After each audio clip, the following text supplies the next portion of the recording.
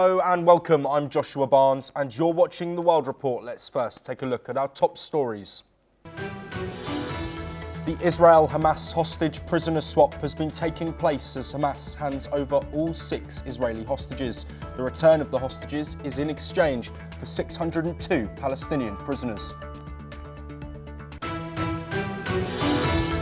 US President Donald Trump reverses his statements on Russian aggression and the origins of the war in Ukraine. This follows his call for a direct meeting between Russian President Vladimir Putin and Ukrainian President Volodymyr Zelensky. In the Democratic Republic of Congo, M23 rebels advanced deeper into the eastern region. These developments prompt US Secretary of State Marco Rubio to call for an immediate ceasefire. The United States pressures Ukraine to sign a mineral and resources agreement. The US cites a return for military and financial aid from the Biden administration. President Volodymyr Zelensky expresses hope for a fair result in the deal. In the latest exchange, Hamas has released all 6 Israeli hostages, while Israel is set to release 602 Palestinian prisoners, including individuals serving life sentences. Meanwhile, the tragic case of Shiri Bibas has drawn global attention as her body was not sent back to Israel before the correct remains were handed over and confirmed through DNA testing. Her family revealed that she and her 2 young sons, Ariel and Kfir, were murdered in captivity, with evidence suggesting their deaths occurred no later than November 2023.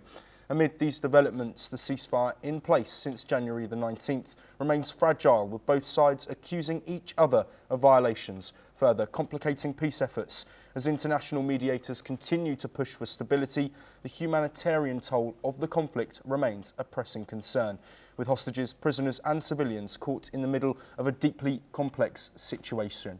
Joining us to discuss this evolving topic, we are first joined by Yossi Kapawasi, who is a former head of research at the IF Defence Intelligence, who's joining us from Israel. Yossi, thank you very much for being here. I want to speak first now that we know that all 6 hostages have been handed back to the Red Cross and all of them will be back with IDF forces or in Israel imminently. There have been scenes of jubilation throughout Israel. What is the feeling today on the ground? And the satisfaction that we managed to release 6 more hostages from Hamas captivity, especially after we've been through this agony of receiving the bodies of the Bibas family and of the Lifshitz 2 days earlier.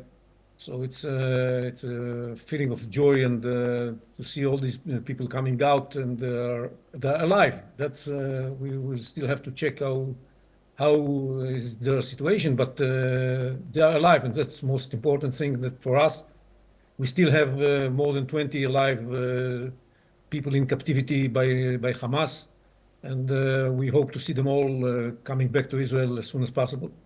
Yes, I want to pick up on the situation with Shiri Bibas. Of course, the body and the body was returned, and we know that is now Shiri Bibas.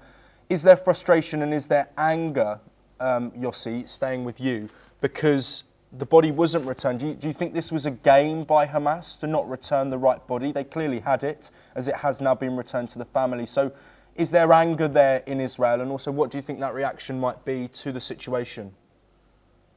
Of course, there's a lot of anger. There's a lot of anger of the entire issue, and especially because of what happened with Shiri Bibas. Because clearly they could have done better. They could have sent the body, the right body in the first place. We didn't need to go through this torture, and this was totally unnecessary. And we come back to the conclusion that we have a very big problem with the people we are living next to, and we cannot afford living next to Hamas and the people that support it for a long period of time.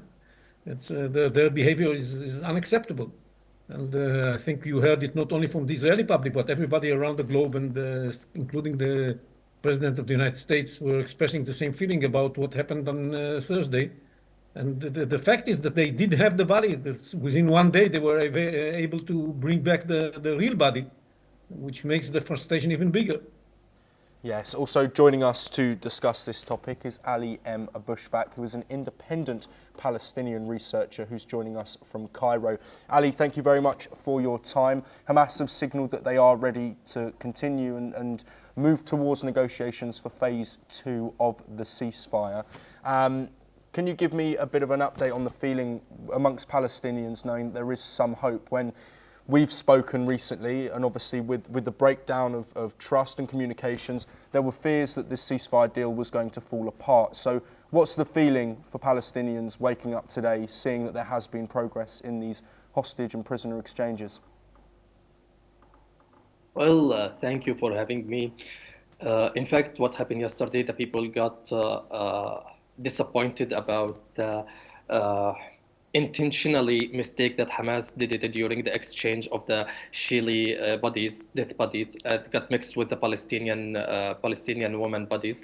So today, after that, I tried to contact some people unsuccessfully. I got it. There is no optimist about what will happen. About most of the people who I could call them, who I could successfully access to talk to them, they are showing they're pessimistic about the situation, especially they are thinking that Israel will resume the war, and the Israelis government statement on for the media and on the ground that shares it seems that they are serious about going back to the war. Despite that, this is 22 captive that Israel have been received since or exchanged since the ceasefire deal on 19th of January, and Hamas announced that next week there is also 6 Israeli captive they will get released. This phase, the first phase, it will going be over in the beginning of March, and we are hopefully that the second phases it will be success, and they will move through the second phases of the negotiation between Hamas and Israel, that which Qatar and Egypt and USA mediated. But unfortunately, there is no written, and Israel insists to be no written guarantee for ceasefire or for stop the war in Gaza. But as a Palestinian, we just only hope, and the people on the ground just what they concern about rebuilding their home, and rest of that they doesn't care about.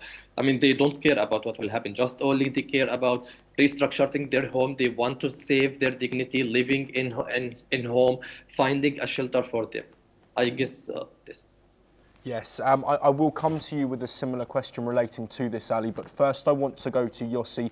We know over 600 prisoners are to be released who are being held by Israel. There are fears, obviously, about who these people are. We know that 50 were serving life sentences. We know that 60 were serving longer sentences as well. Is there a fear, Yossi, that this is potentially strengthening Hamas and releasing dangerous individuals who could look to continue some action against Israel in the future?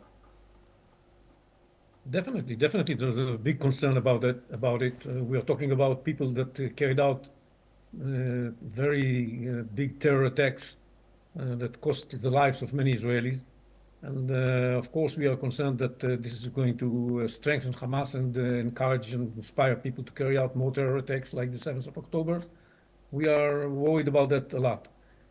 That said, if we could have get our hostages back without paying a price, it would have been much better. But the fact is that we have to pay this price, and the Israeli solidarity is such that we are ready to pay heavy prices that may cost us a lot of lives in the future in order to save lives that we can do today. That's the calculus we make. Whether it's going to be too dangerous or not, we shall never know. We shall see in the future. But of course, we shall have to take more precautions and steps in order to mitigate the threat that is growing. We saw already on Thursday night the attempt to plant bombs in many buses in the center of Israel, which tells us what we have to expect if we allow terrorism and Hamas gain more strength within the Palestinian society. That's a big problem, but what can we do? Yes, Ali, I'd like to look at this on a slightly different perspective. Of course, we know that not everyone living in Gaza. Not all Palestinians are affiliated with Hamas or a part of the group. Is there positivity in Palestine knowing that these people will be freed? And of course, not all of them are going to be affiliated with Hamas. And is there that growing optimism? I know you said that there is some pessimism, but is moments like this for the Palestinian people at least a light at the end of the tunnel rather than a big positive step? In fact, the things is very complicated on the ground in Gaza, and as well as I said, now the supporter of Hamas, it's going to be less than before. I mean, the people who support Hamas, they are become back, and this than the population who got suffered and who got sacrificed during the war.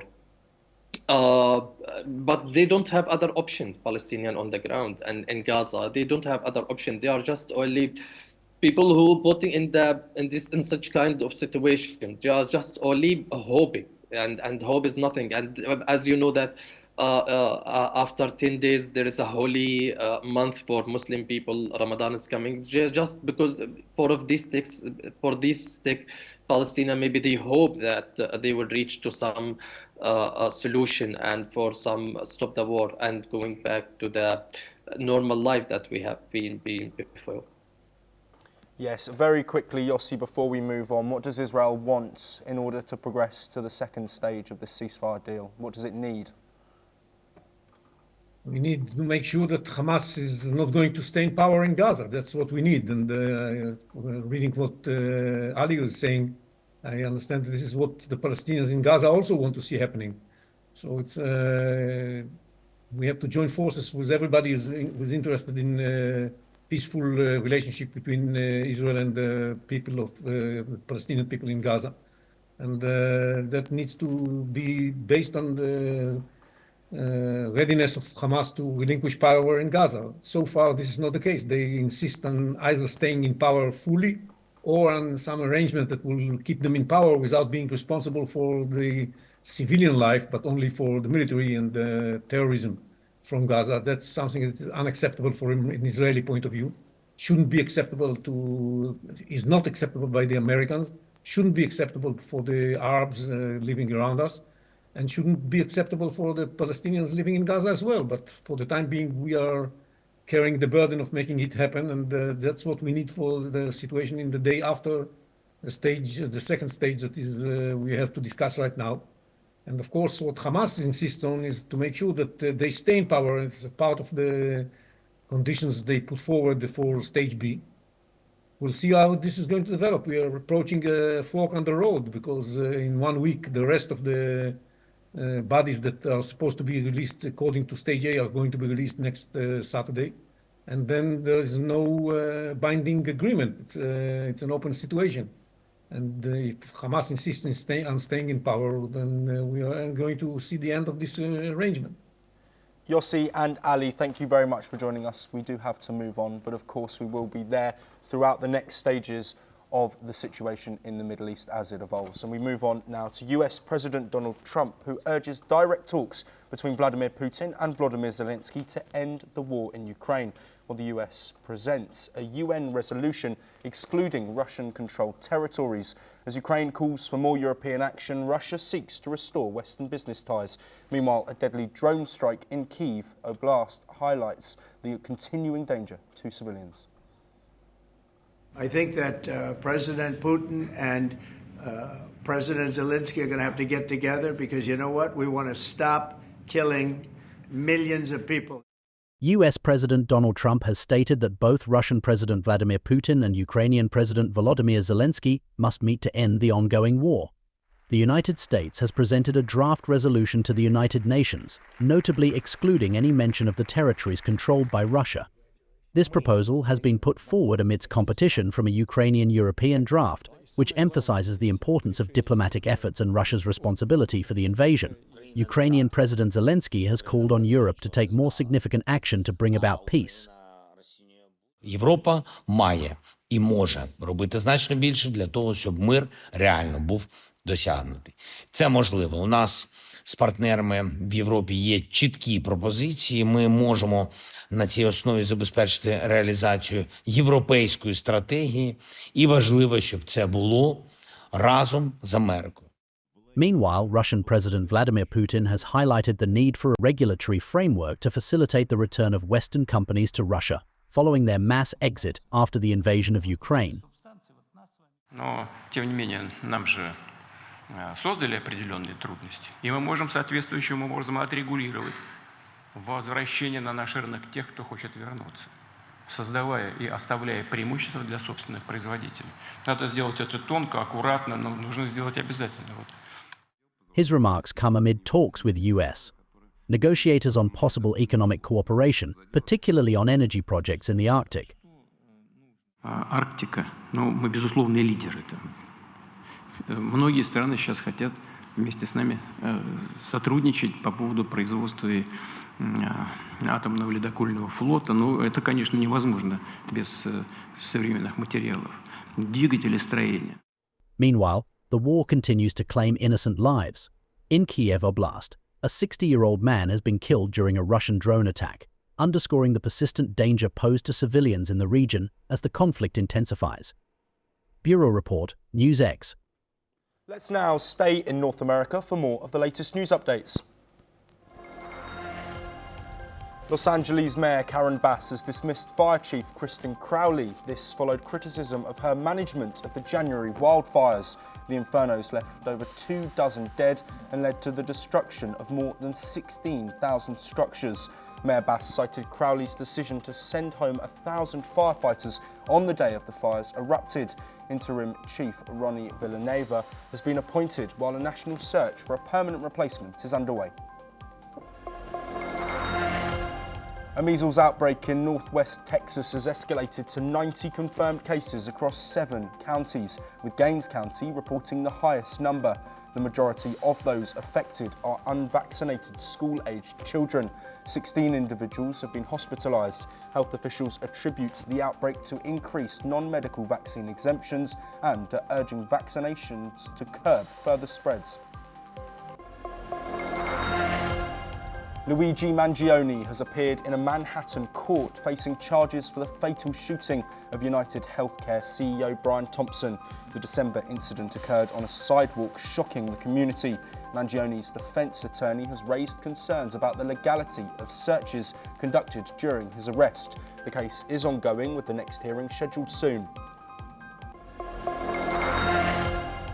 Los Angeles District Attorney Nathan Hochman has opposed a new trial for Lyle and Eric Menendez, who are serving life sentences for the 1989 murders of their parents. Hochman questioned the authenticity of new evidence, a letter alleging sexual abuse, that the defence claims could exonerate the brothers. This stance contrasts with the previous DA's position, who had advocated for their release based on a better understanding of abuse trauma.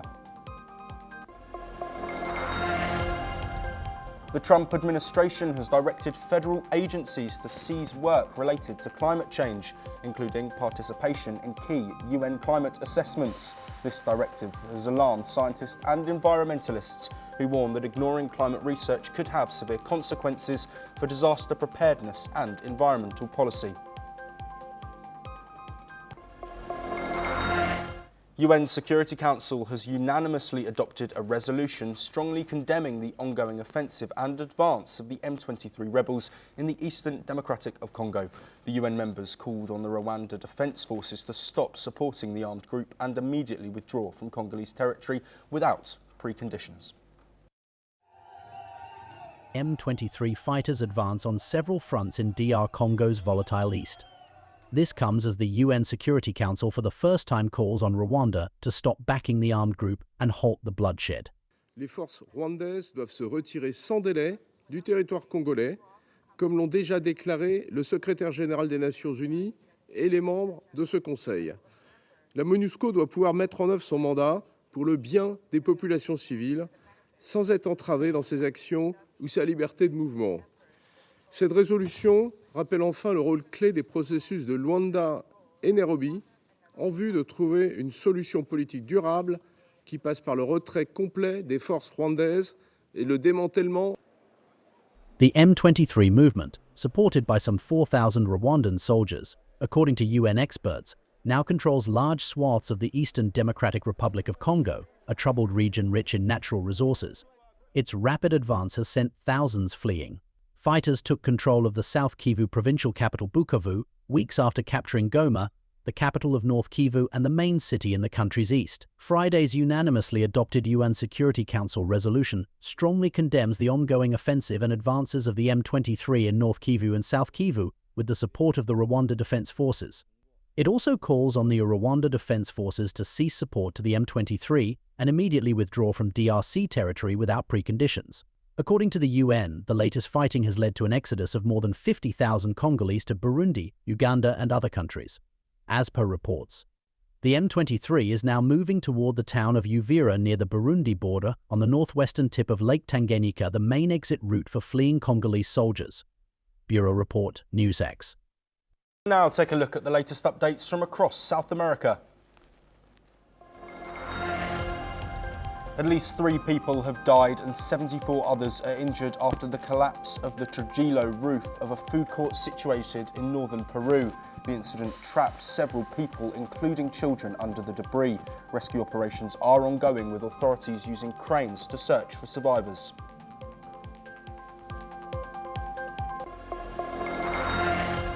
A tragic collision between a bus and a truck in Sao Paulo has left 12 university students dead and 21 others injured. The students were returning home from the University of Franca when the incident occurred. The truck driver has been arrested for fleeing the scene and negligent homicide. Authorities have declared a 3-day mourning period for the victims. Argentine President Javier Milei is under investigation for his involvement in promoting the meme coin dollar Libra, which saw a rapid surge in value before collapsing shortly after launch. The scandal, dubbed CryptoGate, involves figures from the US cryptocurrency world, including influencers and developers. Critics argue meme coins are speculative and potentially exploitative, despite some support for their potential future value.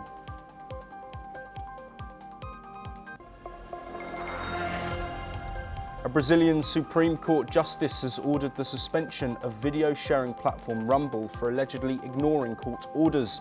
Justice Alexandre de Moraes claimed Rumble failed to comply with legal requirements, including removing the account of fugitive Alan dos Santos. The platform, which faces accusations of censorship, stated it would explore legal options to challenge the ruling. Climate change is severely impacting the semi-nomadic Wayuu people in northern Colombia and Venezuela, causing water scarcity, crop failures and food insecurity. Prolonged droughts and extreme weather are worsening health risks, while migration and displacement threaten their traditional livelihoods and cultural identity. Efforts to build wind farms in the region add to their struggles.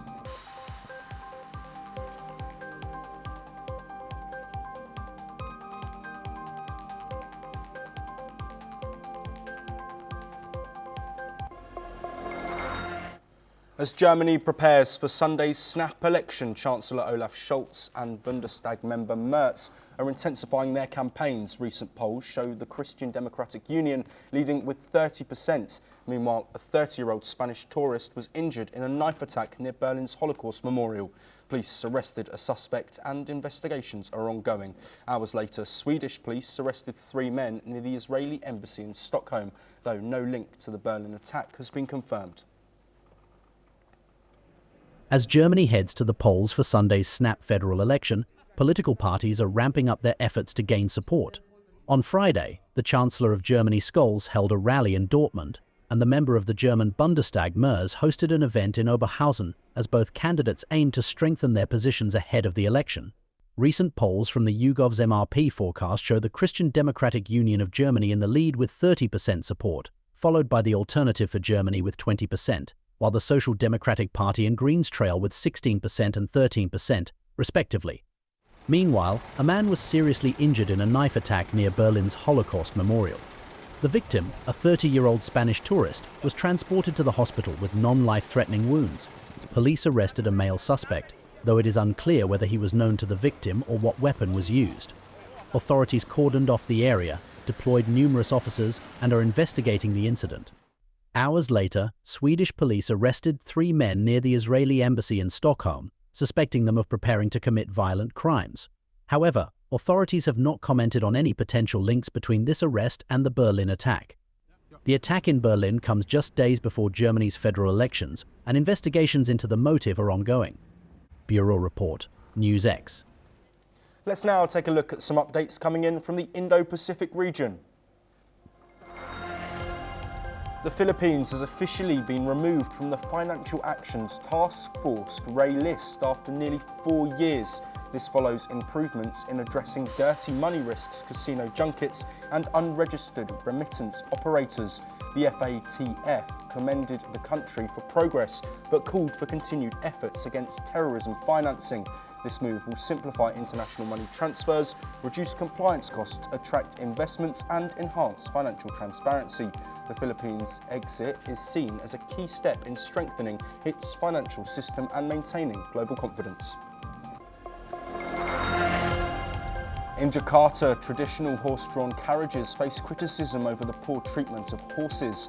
This includes neglect, malnutrition and abusive practices. The low earnings from rides force owners to cut back on care while weak enforcement of animal welfare laws persists. Activists call for a gradual phase-out of the practice due to harsh conditions and financial struggles faced by drivers. Despite government commitments to animal welfare, change remains slow. The Thai government plans to raise the senior allowance to 1,000 baht per month for all citizens over the age of 60. Currently, the allowance increases with age up to 1,000 baht for those over 90.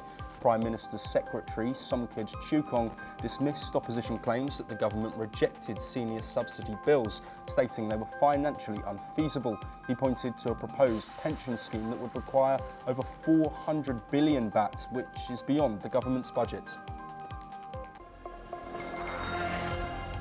President Prabowo Subianto is hosting a week-long boot camp for regional leaders to align them with his government's policies.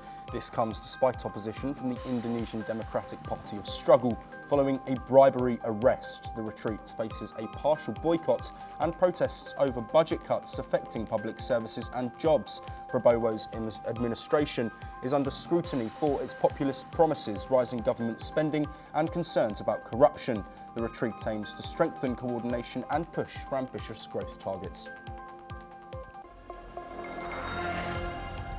Myanmar has sent back more than 100 Chinese nationals linked to scam centres. This is the third group targeted in a crackdown on human trafficking.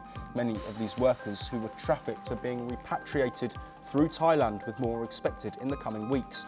Authorities in Myanmar and Thailand are strengthening efforts to address these cross-border scam operations. China has praised the collaboration between the three nations in tackling the problem.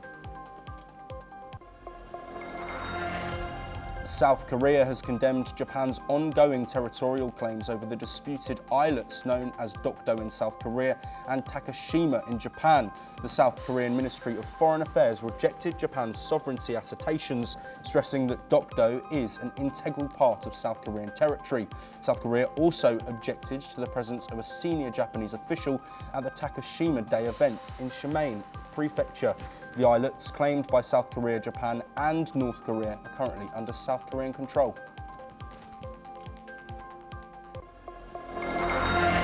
That is unfortunately all we have time for, but we'll be back very soon with more of your latest world news.